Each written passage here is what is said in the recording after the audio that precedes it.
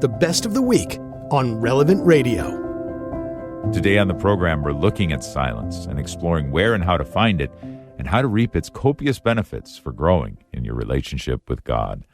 Joining us today as our spiritual director is Father Eric Nielsen. Father Eric is the associate pastor at All Saints Parish in Berlin, Wisconsin. Happy Advent to you, Father Eric, and welcome back to the show.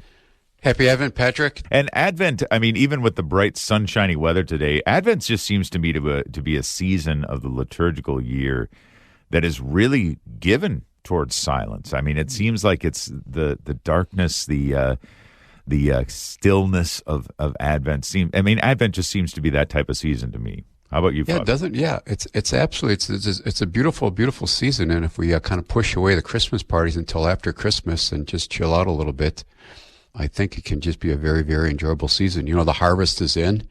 You know, in the old days, the work is over. We've battened down the hatches. We put the storm windows on. You know, the firewood is all stacked. It's just, time to kind of just take a little breather and relax. You know, you can't do much more in the evening except sleep. So let's just enjoy that. Yeah, absolutely. I would love to enjoy that. Unfortunately, with the advent, so to speak, of electricity and modern conveniences, now we can do quite a bit after dark. So John is calling in from Los Angeles. John, welcome to The Inner Life. Hi there. Love the show, and certainly always helpful and enlightening. So, yes, I had two questions. First one just had to do with really, I think, silence in light of ambition, right? I'm kind of in the business, I am in the business world and have big ambitions and goals and things like that, right? And so it's always this kind of little bit of this struggle of, maintaining that sense of silence, great prayer life, consistency, and then wanting to go out and conquer the world in the business world, right? So I was just hoping maybe you can kind of speak to that and kind of what the daily, weekly kind of proper balance is. The other question I have is just around, I would say, the ratio of kind of contemplation and silence and just hobbies that you have that are really just enjoyable for the mere sake of pleasure, right? Let's say playing a sport or things like that. What's kind of that proper balance as well? So hopefully that makes sense, but I was hoping you can just touch on those two things. Sure. John, are you a married man, if I can ask? Yes, I am. How many children do you? Do you have any children? I have 3. Oh, beautiful. How old are those little guys? Married and 3. 8, 5, and 2. 2. Okay, so there might be more on the way. If I can pray for that, then. But yes, who knows? Please. All right. So I would say to answer, those are 2 excellent questions, John. And I spent about 10 years contemplating a building that was eventually built, and it was a complicated building. It was like an office and a chapel and a residence hall and a student center all built into one small little postage-sized square. And my biggest regret of building that is I spent too much time contemplating that in prayer. And I think if I would have let go of that in prayer and just contemplated truth and beauty, I think I would have done a better job with the building. And so the first thing you have to do, John, is make sure that your ambition, which is, a beautiful thing to have, but you got to make sure it's right ordered. So your ambition, first of all, is whatever it is that your company, the first goal of your company is to give glory to God, right? So to do everything in the light of God. Secondly is to, benefit your family and the people in which it exists. And so you're going to have to work at making sure that it's not a part of your ego. Your goal isn't just to get rich, right? So that your ambition is rightly orientated.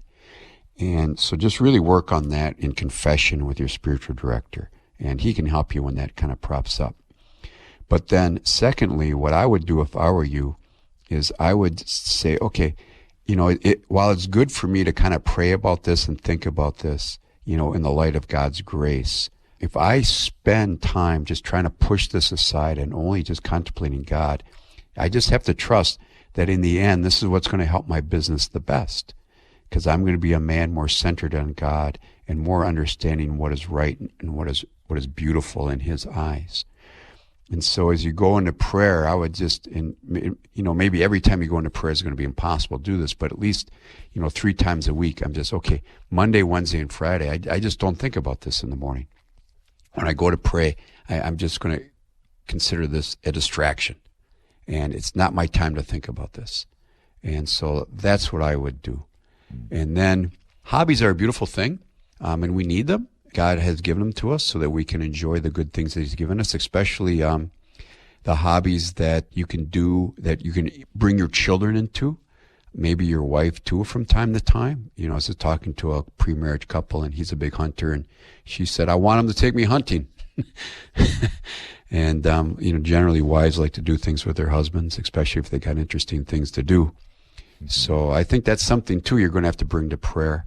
But as a married man having a family, I would hope that your hobbies don't bring you away from your family, more than once a week, or just, once every 2 weeks.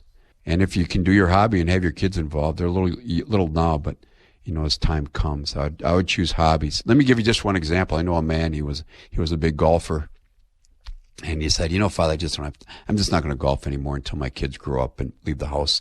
So I took up fishing. And he says, I don't really like fishing that much, but I'm learning to like it because it's something I can do with my kids. And so I'd say as a married man having a family, you kind of want to think in those lines. How's that sound, John? Thank you so much. Yeah. That sounds great. Thank you. Super enlightening. I really, really appreciate it.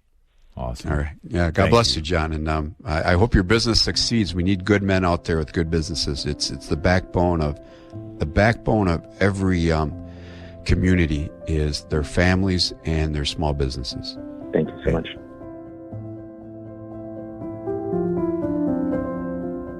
This entire episode of The Inner Life is on the Relevant Radio app. The Relevant Radio app is completely free and updated daily with fresh articles, podcasts, and prayers. Don't delay. Download the app today. And thanks for listening.